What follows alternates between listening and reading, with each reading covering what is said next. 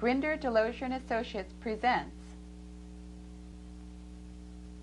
Dr. John Grinder, demonstrating content-free trance work. We will now join Dr. Grinder at the Grinder, Delosier and Associates Hypnosis Certification Seminar. You are a sophisticated operator in the same game that I am.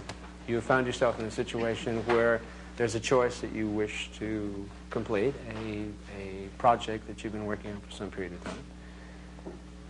And your question is, would I be of assistance in this? And my answer is, I would be happy to help you in finding the resources necessary to do this.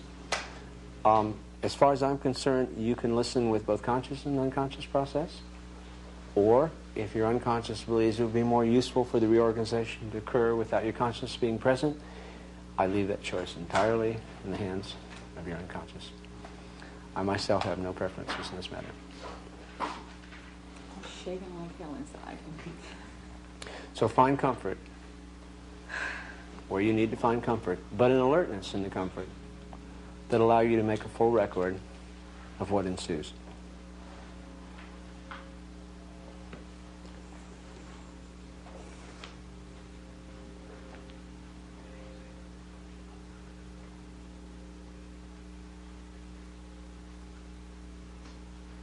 All right.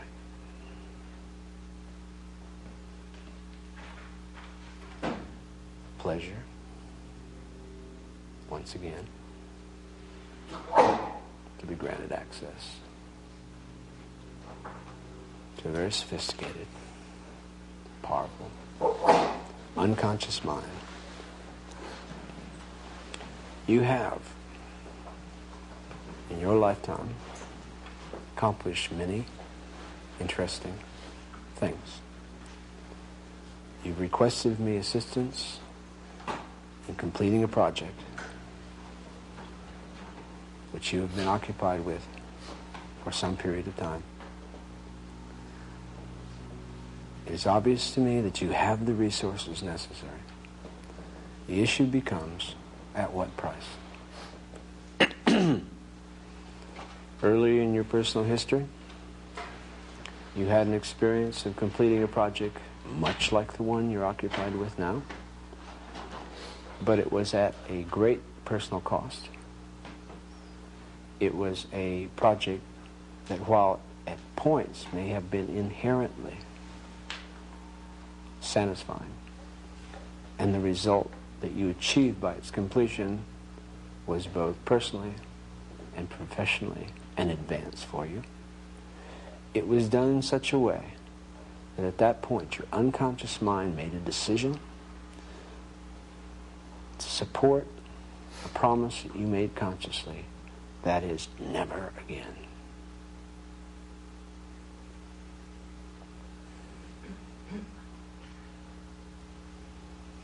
I want you to consider, of all the women that you know,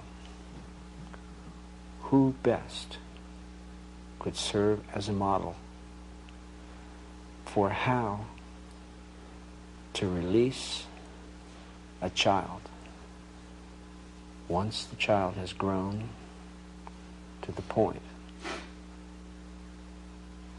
where they are autonomous and you have offered them all you have to offer, recognizing that they come at some point to have a life of their own. The fact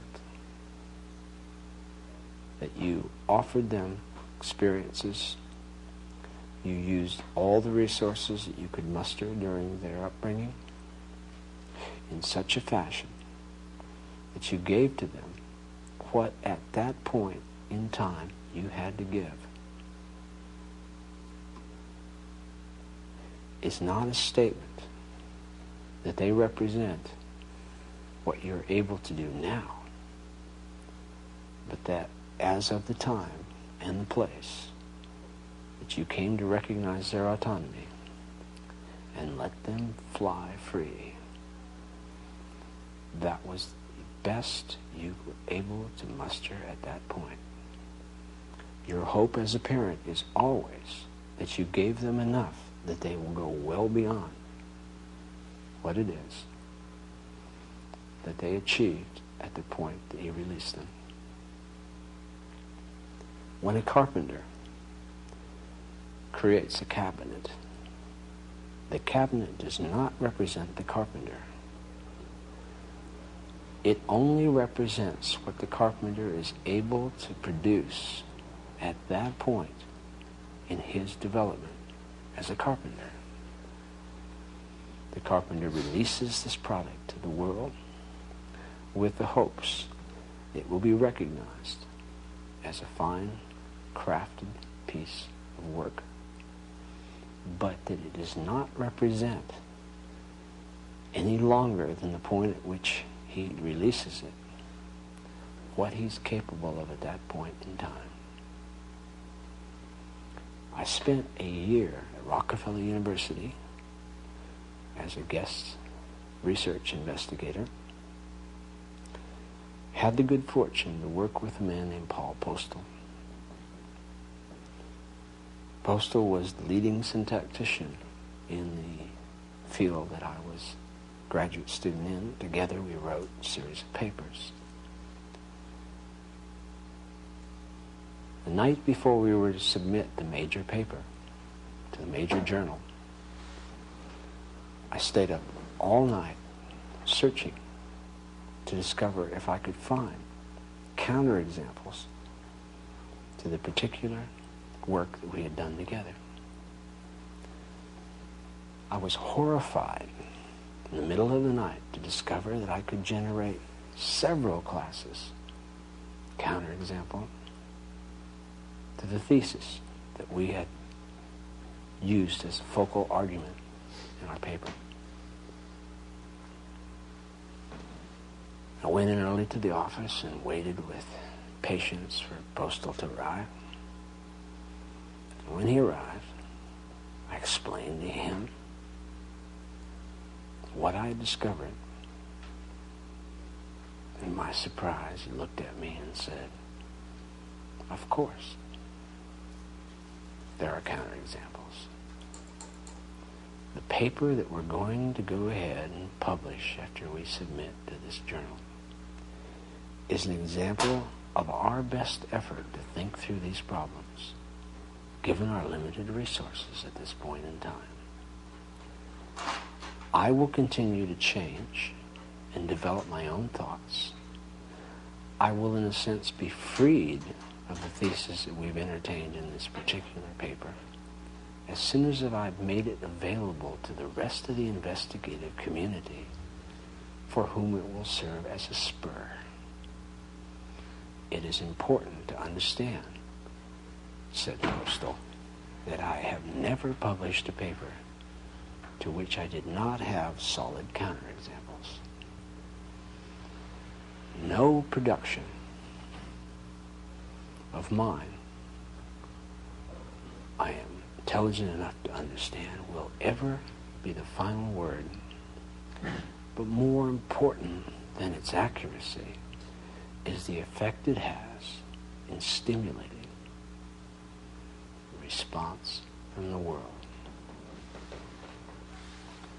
My wife, Judith Ann, in her production of her master's thesis, one of the most interesting papers I've written,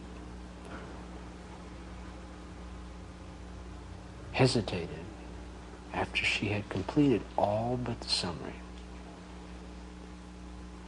Turn this paper in to the master's committee. I had read it. I thought it was a brilliant piece of work. And for a long time, she hesitated. Since you know her, you can make rather deep guesses about what it was that was preventing her from completing it. And what it was the fact that as soon as she sat down and wrote out the date and the place where her thinking in this paper had stopped for purposes of publication, she recognized that just as your child is different than you, and the carpenter's cabinet is not the carpenter, that the arguments, information, thoughts that she had been successful in developing in her paper were not her. They were simply a way of stimulating from the world a class of responses which included responses not only of respect and admiration, but responses which would force her to continue to develop her own thoughts far beyond those that she had noted in that paper. The question of how one finishes something is at least as important as the question of how one begins it. I've mentioned to you one of the most powerful parts of my experience in Bali was the discovery that for the Balinese, they receive as part of their cultural training as much instruction in how to terminate a relationship, a piece of music, a piece of art, as they are taught to initiate. The question of finishing things is as well studied there as it is the beginning of things. When I was spending a lot of time with the man who we both found to be such a powerful influence in our lives, Dr. Erickson, I would each time I left him secure a commitment from him by presupposition that we would again meet. I was reluctant to leave his presence until I had received a congruent agreement from him that we would meet again. The importance of this was to reassure myself that I could go further and would have access to his genius again. In my own life, I've discovered that I cannot complete a project until I have selected my next target. To complete a project without a succeeding challenge being available is ridiculous. Not only is it ridiculous, it's very, very hard to do. The words on the page, the paint on the canvas, the movement of a dancer's body, the sound of an instrument used with subtlety and power, the elegance of an athlete, smoothness of such movement are but momentary frozen glimpses of a longer process. Some famous man from China once said, life is a journey of 10,000 leagues. But the wise person understands that it's complete at each step.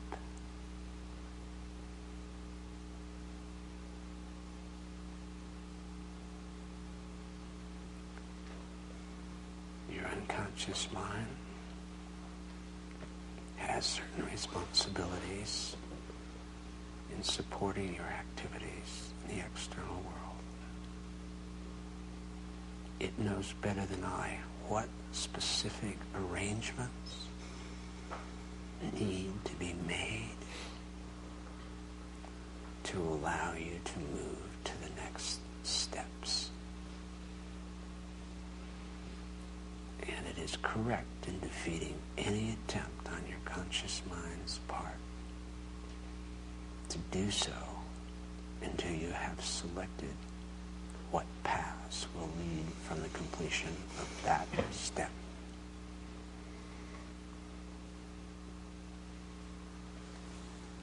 Would be interested in having your unconscious mind spend a few moments in considering the proposals, both overt and covert, which have been made, and then indicate by a honest movement of your right hand for a yes and your left for a no, whether it has found what it considers to be an equitable solution which allows a continuation of your journey of creativity.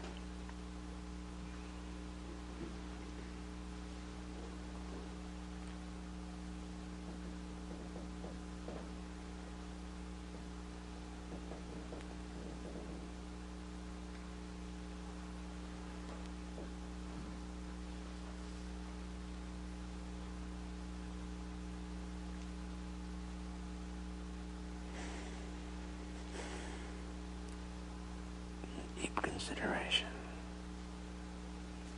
A solution that's equitable to all parties concerned.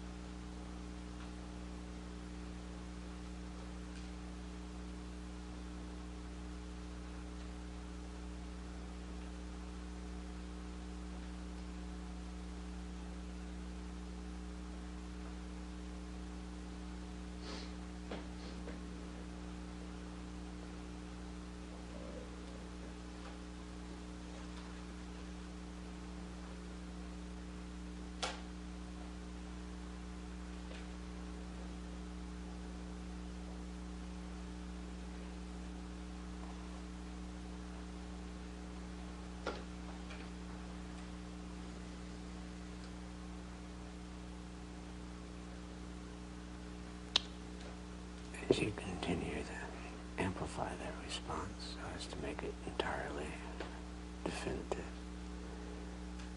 I'd like to offer you a slight treat. This should be entertainment to you, but entertainment that enhances rather than interferes with the important process you're engaged in now.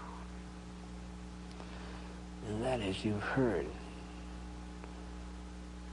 my suggestions and proposals and metaphors in response to what you requested. But how interesting it would be to compare those with the proposals, suggestions, metaphors that Dr. Erickson would have used had he been sitting here now.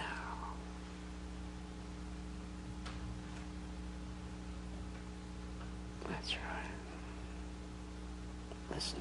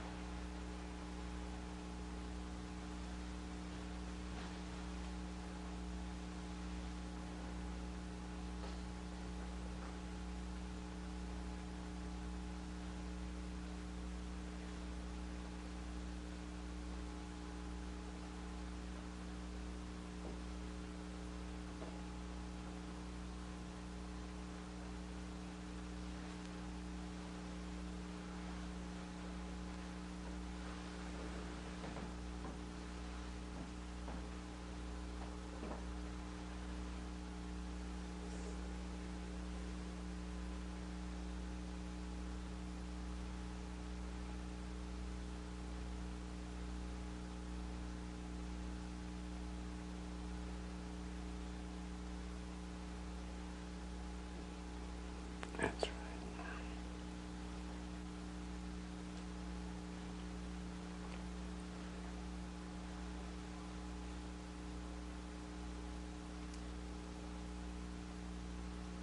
What does it mean to have time on your hands?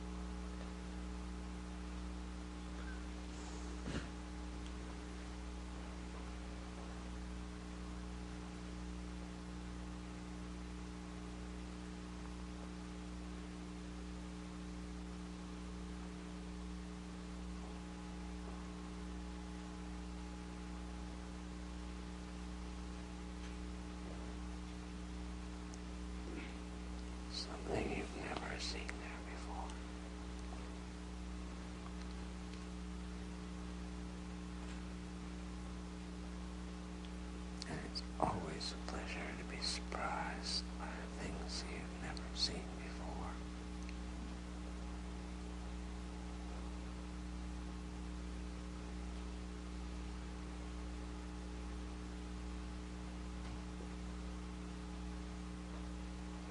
You find the damnedest things in the damnedest places. Is that fun?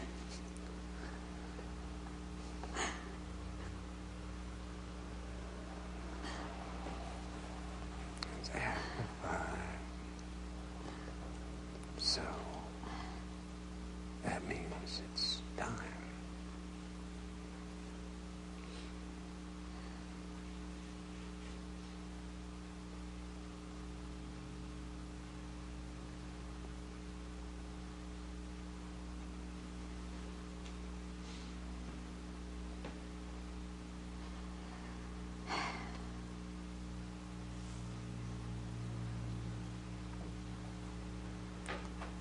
There it is.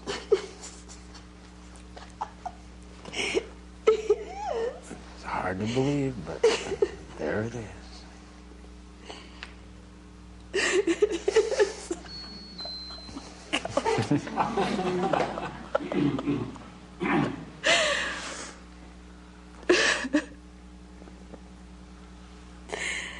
Is there anything, John? You see it? I see enough of it.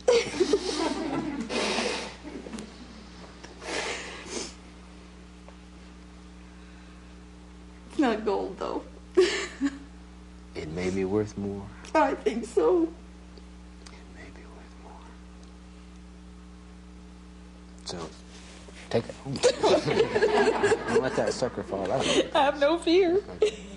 Thank you, Norma. Oh, Have a John. nice trip. Huh? Thank you. Yes, thank me and Yeah. thank you. Absolutely. Okay, then. Close. Close. I like this one better. That's for you, personal, right? Folks, I'll leave you with your own responses and hallucinations for the evening about what the content was. I'll be interested if you have guesses tomorrow. Of course, the guesses really belong to each of you. And it's the guesses that you make are the ones that are most appropriate for your perceptions of what happened here and how it would be meaningful to you. I will say this much. You had the opportunity to watch what I consider to be the optimal relationship between an operator and a subject, in that the subject did 99.9% of the work. And when you're dealing with someone as resourceful and as sophisticated as Norma Beretta, it would be inappropriate to do any more than what I did. For further information on videotapes, audio tapes, books, seminar information, contact Grinder, Delosier and Associates, 110 Kenny Court, Santa Cruz, California, 95065, or phone area code 408-475-8540.